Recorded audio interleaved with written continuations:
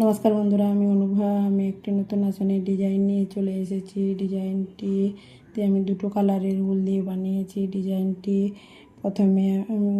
প্রথম কিভাবে বানিয়েছি আপনাদেরকে আমি গুনে দেখাবো।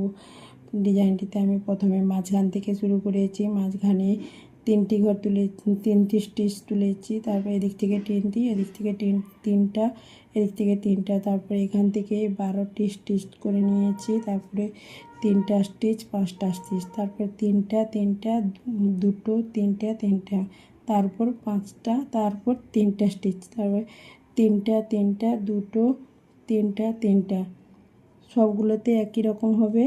তারপরে এর কোণ থেকে এই পাতার অংশটা শুরু করেছি। এদিকে 8টা, এদিকে 8টা, তার কোণ থেকে একটা, তারপরে এক গ্যাপ দিয়ে 7টা, তার কোণ থেকে একটা, 6টা, এদিকেও 6টা, তার কোণ থেকে একটা, 5টা, এদিকে 5টা, তারপরে একটা, তারপরে এদিকে 4টা, এদিকে 4টা, তার কোণ থেকে একটা, তারপর তিনটা, একটা, তারপর দুটো, এদিকে দুটো, তারপর কোণ থেকে একটা, তার উপরে একটা। ডিজাইনটি কেমন হয়েছে জানাবেন বন্ধুরা। ডিজাইনটি ভালো লাগলে লাইক, কমেন্ট, শেয়ার, সাবস্ক্রাইব করবেন। সবাইকে ধন্যবাদ।